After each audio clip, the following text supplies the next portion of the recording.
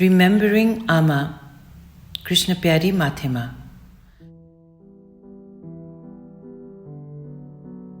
Aama led a carefree life growing up as a child in Dhulikhel, which is the outskirts of Kathmandu. It is surrounded by green hills and scenic views. She remembered her interactions with neighborhood friends, being invited and visiting their homes on a regular basis. Even though she did not have the advantage of formal schooling as a girl during the Rana regime, she took advantage of homeschooling. She was fortunate that her father, popularly known as Chinia writer, educator, was educated and passionate about education.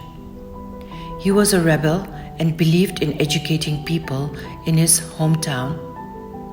Aama learned her Nepali Kakha Gaga alphabets by being around her father and watching him teach and train people who came to visit him.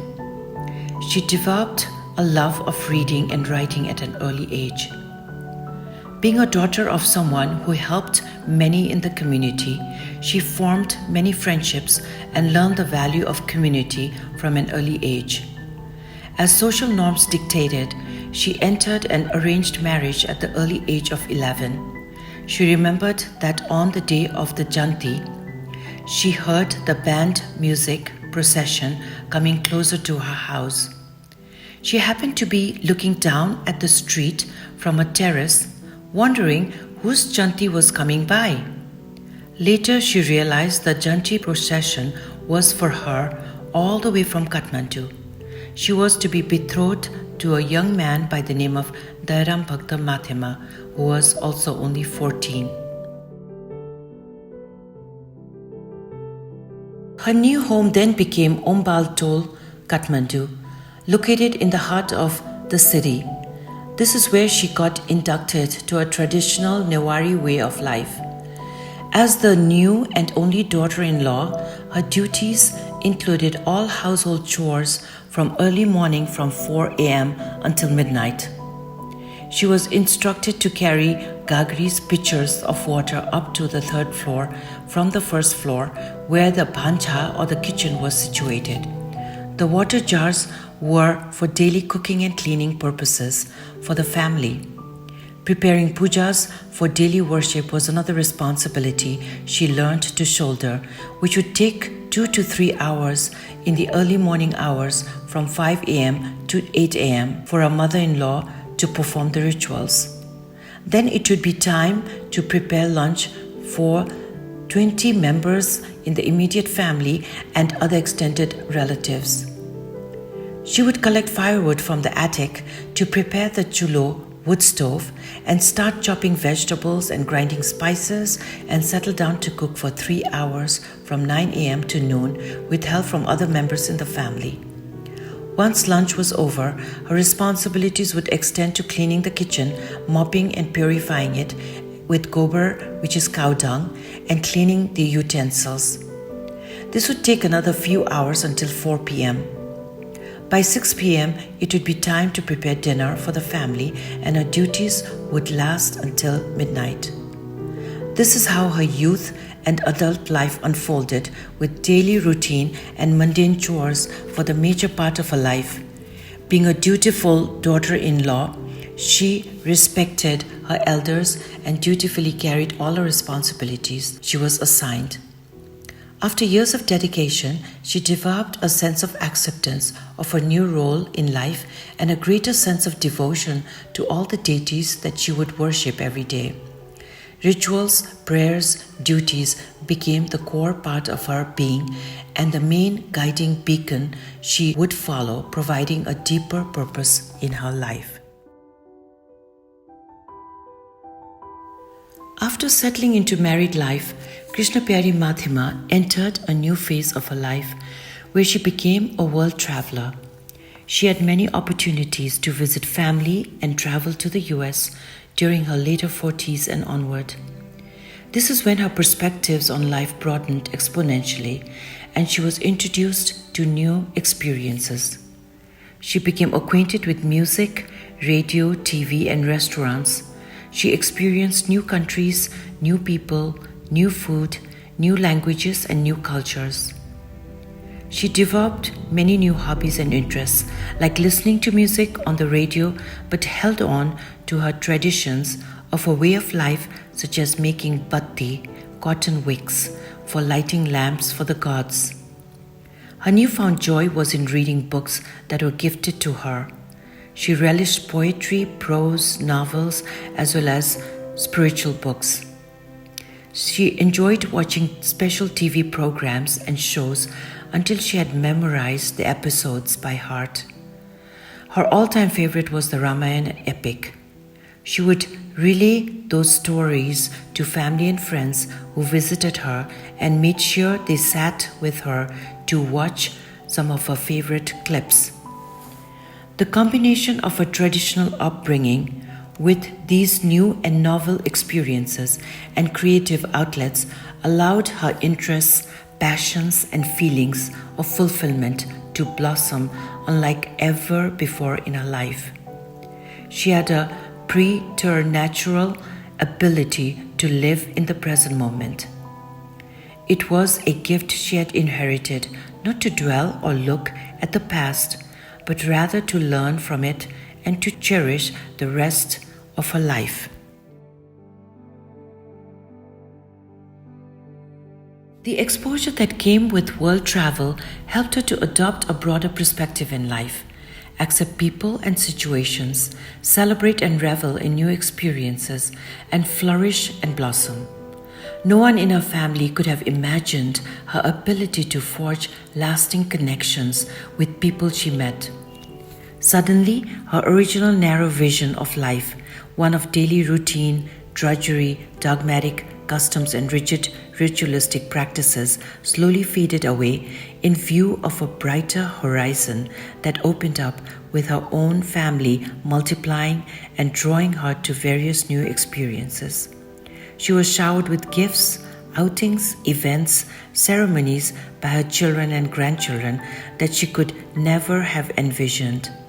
However, her love for her daily routine, devotion, and gratitude in life only grew stronger with age. Her positive disposition allowed her to see a world full of possibilities, love, acceptance, joy, and much more. With her new experiences, her gratitude for life only grew. Her faith in the divine increased with age and experience. The virtues that she passed on to the next generation, grace and gratitude, have become her main legacy. She believed in fate and accepted her past and present situations as well as what she had yet to experience. To this extent, she saw no reason to see ill will in people or situations. She not only accepted fate, but found a quiet confidence to fulfill her duties in life. Her intention was to do everything possible in her capacity to ward off negative karma from her own thoughts, deeds, and actions. Being compassionate and giving was her life philosophy. One of her favorite things in life was spending time and bonding with her grandchildren. She stressed the importance of valuing the deep Newari heritage that her grandchildren shared. She would do this through telling stories and imparting lessons about morality, respecting and celebrating one's culture, familiar obligations, and societal duties. Her simple yet deep message resonated with her grandchildren. They devoted time and energy to learn the Nepali language and bits of the Newari language to communicate with her without the need for interpretation. It was this special bond that further cemented their love and eagerness to visit Nepal and cherish their connection to their ancestral country and home. This was her legacy. She routinely wrote personalized letters to family and friends. She would then demand replies, and now she has a treasure trove full of letters from her grandchildren and many others. In June 2014, Sri Sri Ravi Shankar came to DC for 4 days to give a public discourse. News of his arrival at Dulles International Airport was announced by the Art of Living volunteers. My mother, who was 81 at the time, was visiting us in DC and was excited to go receive him at the airport. I decided to call up my 23-year-old niece, Yuna, and ask her to go with us so she could help me with her grandma's walker and also meet him in person. While I knew how busy kids are when they visit home from college and that it can be a big sacrifice to give time to family, I still took a chance. She sweetly agreed to accompany us. The drive from my home to the airport took a good hour, then we had to find parking a few miles away from the main gate, and then walk my mother down to the receiving gate. It was quite a feat. I was really grateful for Yuna's help that day. Today is Tulabajiko's 6 months, and even though she's no longer with us here, physically present, spiritually, we still feel her energy, and we're coming together in this home as a family to remember her spirit that has given us lots of joy overall.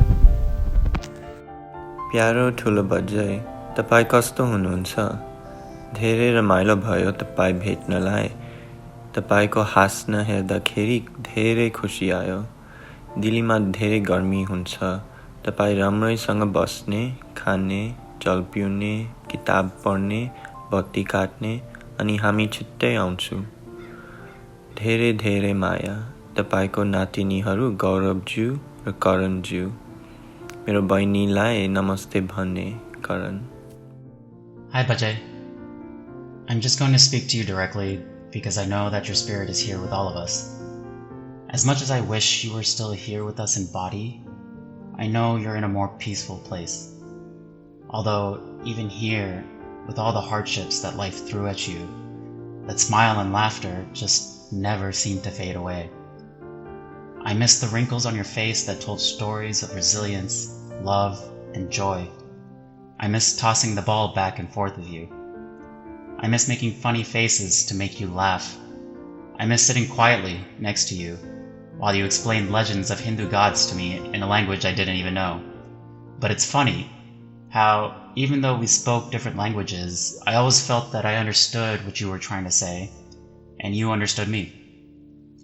Your love, both spoken and unspoken, but always felt, was the anchor that brought our families closer, even though we were worlds apart. Your smile brought sunshine to even the darkest times. And as we celebrate your life on the 6-month anniversary, I want to say thank you for your quiet presence that spoke wisdom and love louder than any one of us could hope to do in our lifetime. I love you, Bajay. Yours truly, Saberdai.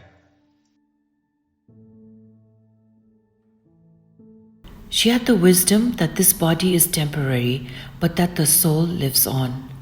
Over the past few years, she was preparing for the next phase for her soul.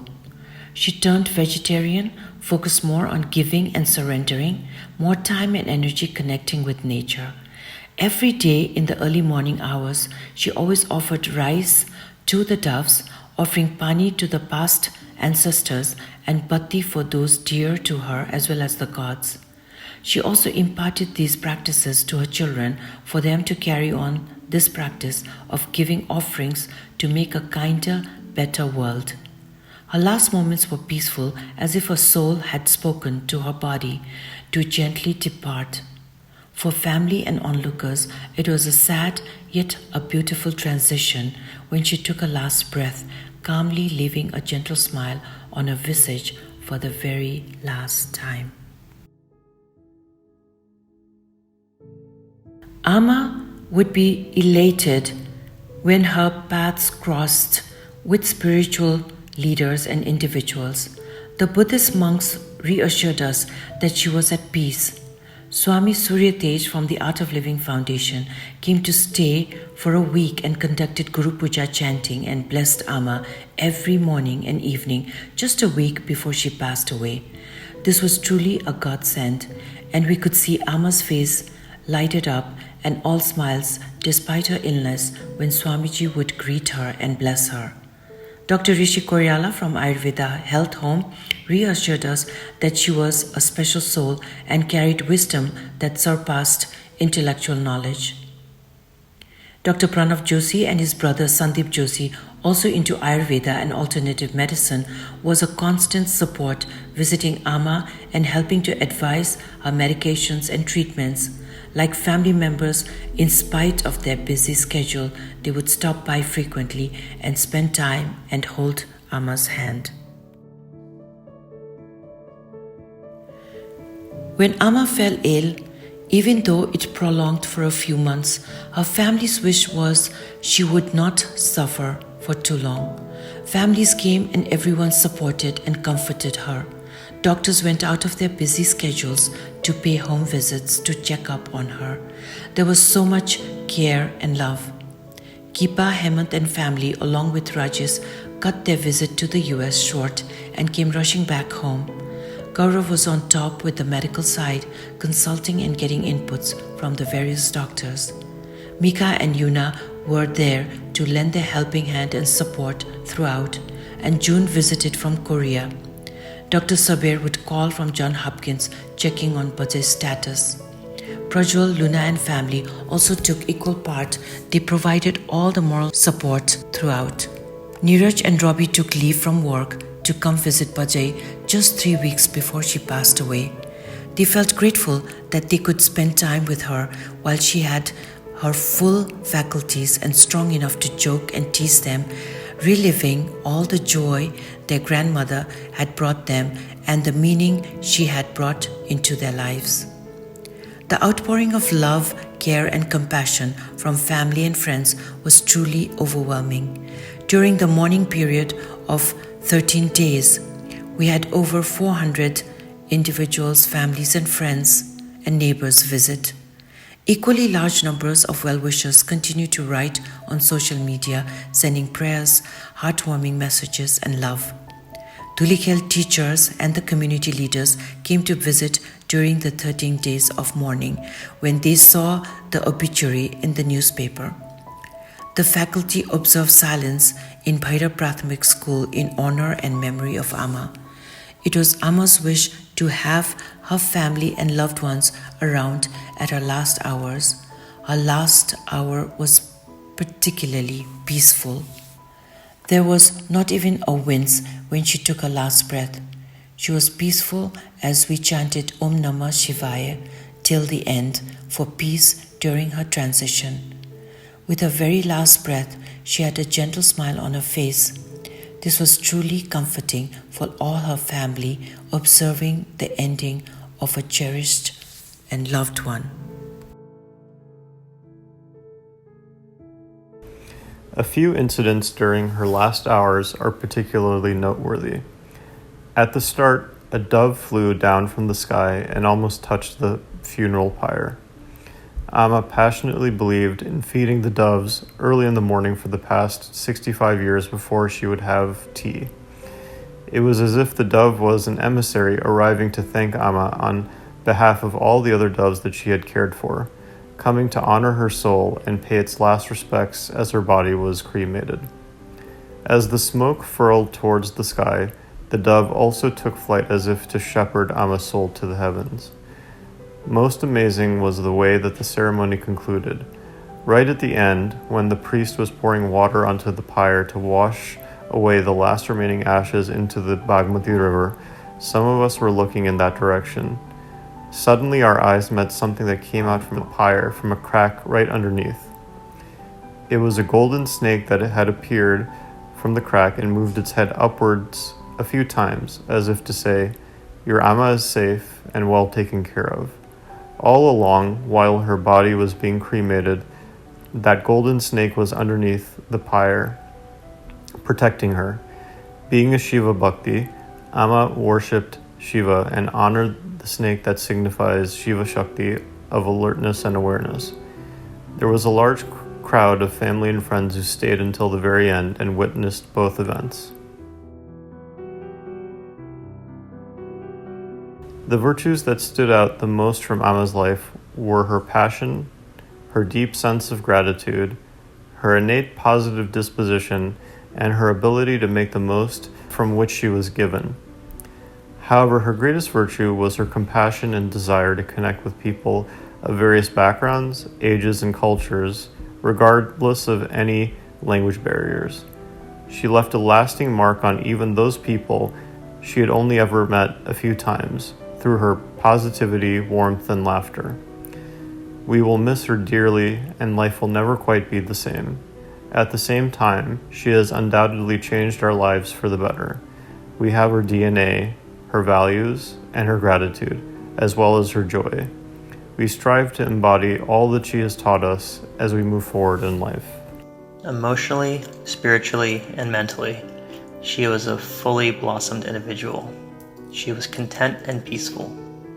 She was at peace seeing her grandchildren succeed in life while also balancing Eastern and Western cultures.